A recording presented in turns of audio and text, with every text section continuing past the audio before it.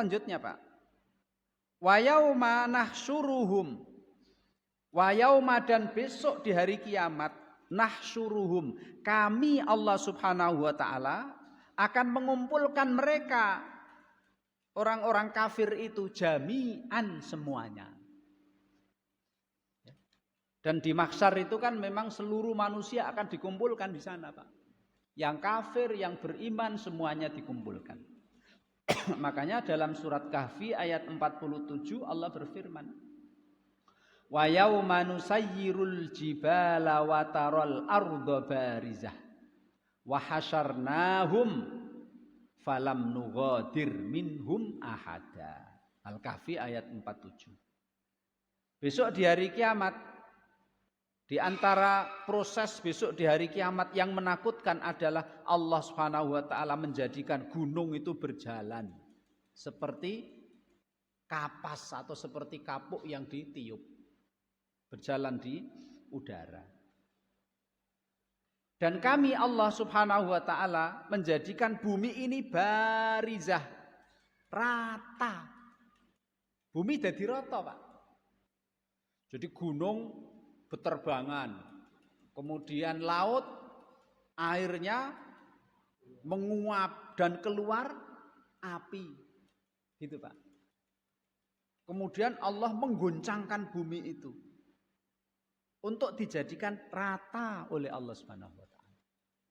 Ketika bumi itu sudah rata dan manusia itu sudah terkubur di dalam bumi, maka malaikat Israfil meniup sangkakala yang kedua, maka manusia akan muncul semuanya dari bumi. Sekaligus. Gitu. Wa hasyarnahum, maka kami Allah Subhanahu wa taala membangkitkan mereka dan mengumpulkan mereka di mana? Di mahsyar. Baik yang kafir, yang mukmin, dari Nabi Adam sampai besok hari kiamat, semuanya dikumpulkan oleh Allah. Falam nughadir minhum ahada. Ora ono sing kliwatan. Semuanya besok akan dibangkitkan dan dikumpulkan oleh Allah. Tidak ada satupun yang kliwatan, enggak ada. Nah, itu makna dari wa yauma nahsyuruhum jami'an. Summa naqulu, kemudian kami Allah Subhanahu wa taala berfirman, lilladzina asyraku, kepada orang-orang musyrik yang menyekutukan Allah, yang menyembah selain Allah. Maka nakum, berhentilah di tempat kalian, antum ya kalian, wasyurakaukum, dan sesembahan setuhan-tuhan yang kalian sembah. Fazayyalna, maka kami Allah pisahkan bainahum, di antara mereka. Jadi Bapak yang saya hormati, besok di mahsyar itu ketika Allah ngumpulkan itu, Allah sudah bagi-bagi Pak. Ini orang mukmin, itu orang kafir, orang kumpul. Fazayyalna bainahum. Allah Subhanahu wa taala tidak menjadikan mereka satu campur baur, tidak. Fazayyalna bainahum, Allah pisah di antara mereka. Orang beriman dan orang-orang kafir. Orang-orang yang beriman dari Nabi Adam sampai hari kiamat dadi siji. Kemudian orang kafir dari Nabi Adam sampai hari kiamat dikumpulkan oleh Allah juga jadi satu. Dan orang-orang yang musyrik ini Pak, dikumpulkan oleh Allah jadi satu bersama dengan Tuhan-Tuhan yang mereka sembah. Ya. Ketika mereka dikumpulkan oleh Allah Pak dengan Tuhan-Tuhan yang mereka sembah, terjadi apa Pak? Terjadi istilahnya Tuhan-Tuhan yang mereka sembah itu berlepas diri dari mereka. Waqala, dan berkatalah syurakauhum, Tuhan-Tuhan yang mereka sembah, ma kuntum, tidaklah kalian, iyana kepadaku, tak budun, kalian menyembah. Kami tidak merasa menyuruh kalian menyembah. Ma kuntum iyana ta'budun. Kami tidak mengetahui kalau kalian menyembah kami. Kami tidak memerintahkan kalian menyembah kami.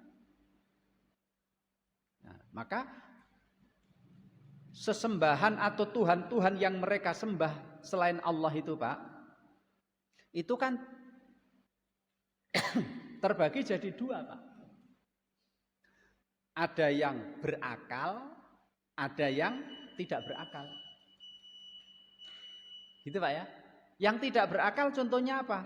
Matahari, bulan. Kan ada orang yang nyembah matahari, ada orang yang nyembah bulan, ada yang nyembah sapi, ada yang menyembah curut, ada yang nyembah wedhus, ada yang nyembah macam-macam itu.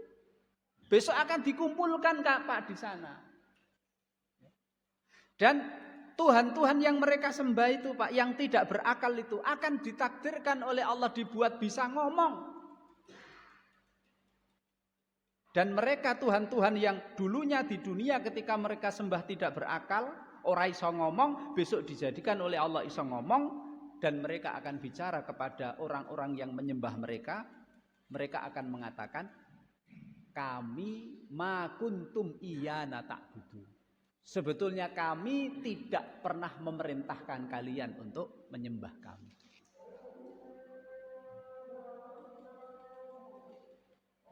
Kemudian yang kedua Pak, yaitu Tuhan-Tuhan yang mereka sembah yang punya akal, manusia. Lah ini dibagi dua. Ada manusia yang mereka sembah dan manusianya itu mau dan nyuruh. Seperti Fir'aun, Namrud, Pak ya, setan, dukun dan lain sebagainya itu. Mereka besok di akhirat juga mengingkari Pak. Tidak mau tanggung jawab. Gitu. Mereka tidak mau tanggung jawab. Dan ketika mereka orang-orang yang menyembah itu mengatakan, dulu kan kamu kan yang nyuruh saya. Lah yang disembah akan menjawab, apa Pak jawabannya itu? Kami tidak punya kuasa memaksa kalian untuk nyembah kami. Dulu kan di dunia kan hanya tak suruh. Kami tidak punya kuasa, seandainya kalian menolak pun bisa. Gitu Pak ya. Dia akan mengingkari. Kami hanya menyuruh. Kalian seandainya menolak pun bisa. Maka kami tidak mau tanggung jawab atas dosa yang kalian lakukan, yaitu menyembah kami. Kemudian kalau orang yang disembah itu berakal, yang berakal atau alias manusia itu dia tidak rela, tidak ridho, tidak menyuruh. Itu juga terjadi seperti ini besok Pak di hari kiamat. Manusia yang disembah tapi manusianya tidak rela, bahkan tidak menyuruh. Contohnya siapa Pak? Nabi Isa. Nabi Isa kan disembah oleh orang Kristen itu. Nabi Uzair juga disembah oleh orang Yahudi. Pokoknya siapapun yang disembah dan yang disembah itu tidak pernah nyuruh, besok akan seperti ini. Dipertemukan oleh Allah Subhanahu wa taala, yang disembah akan mengatakan, dulu di dunia aku tidak pernah menyuruh kalian untuk menyembah kamu. Gitu Pak. Fakafa billahi syahidan bainana wa bainakum. Cukuplah Allah yang menjadi saksi antara kita dengan kalian. In kunna, jika kami an ibadatikum, dari penyembahan yang kalian lakukan kepada kami, la ghafilin, kami tidak tanggung jawab, kami tidak menyuruh. Siapa ini yang ngomong seperti ini Pak? Benda mati seperti bulan, matahari, hewan-hewan akan ngomong seperti ini. Dulu kami tidak menyuruh kalian menyembah kami. Dan juga Nabi Musa, Nabi Isa, Nabi Uzair juga akan Nabi ini akan mengatakan, dulu di dunia kalian menyembah kami, padahal kami tidak menyuruh kalian menyembah. Kemudian mereka nggak terima Pak. Mereka tetap berkata kepada sesembahan-sesembahan mereka, minta tolong kepada mereka. Dulu kan kita menyembah kamu, tolonglah kami. Saat itu kan orang akan butuh pertolongan, Pak. Ketika mereka menyembah, mereka akan mengharapkan pahala pertolongan, terutama di waktu itu, ketika di mahsyar itu, Pak. Ketika terjadi perhitungan, Allah menghisab, Allah menghitung dosa dan perbuatan baik. Saat itulah manusia sedang membutuhkan amal baik, membutuhkan pahala. Mereka tetap ngotot. Dulu kan kita menyembah kamu, dulu kan kita mengagungkan kamu, dulu kan kita gitu. Yang diagungkan mengatakan, diagungkan Pak ya. Satu, ya diagungkan yang benda mati atau manusia yang tidak menyuruh mereka seperti Nabi Isa, Nabi Uzair mengatakan, ma kuntum iyana ta'budun. Kami dulu tidak nyuruh. Sehingga benda-benda mati dan para nabi yang disembah itu mereka akan mengatakan, fakafa billahi bainana wa bainakum in kunna an ibadatikum laghafilin. Saksinya adalah Allah. Allah lah yang menjadi saksi antara kita dengan kalian. Kalau benar-benar kami tidak pernah menyuruh kalian menyembah kami. Ya kecele banget Pak mereka.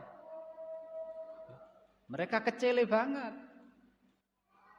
Mereka akan kecewa, mereka akan menyesal. Berarti ibadah yang selama ini mereka lakukan tidak menghasilkan apa-apa. Justru yang disembah oleh mereka akan berlepas diri dari mereka. Surat Al-Baqarah ayat 166 167 Allah berfirman, ittabarra alladzina tubi'u minalladzina taba'u wa ra'awul adzaba wa taqatta'at bihimul asbab. Ketika orang-orang yang disembah itu Pak berlepas diri dari orang-orang yang menyembah mereka. Wa ra'awul adzab, ketika mereka menyaksikan siksa api neraka. Wa taqatta'at bihimul asbab, dan sudah tidak ada lagi pertolongan. Tidak bisa. Yang disembah tidak mampu memberikan pertolongan mereka tidak bisa minta pertolongan kepada yang disembah. Kemudian dalam surat Al-Ahqaf ayat 6 Allah Subhanahu wa taala berfirman, wa idza khusyiran nasu kanu lahum a'da'a wa kanu bi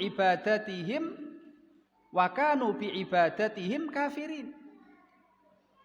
Ketika Allah mengumpulkan manusia, kanu lahum a'da, orang yang menyembah dan yang disembah ini saling bermusuhan, Pak. Yang nyembah minta pertanggungjawaban kepada yang disembah berlepas diri dari yang menyembah. Mereka akan saling menyalahkan. Wa kanu bi ibadatihim kafirin, dan mereka mengingkari, tidak mengakui ibadah yang dilakukan oleh pengikut mereka.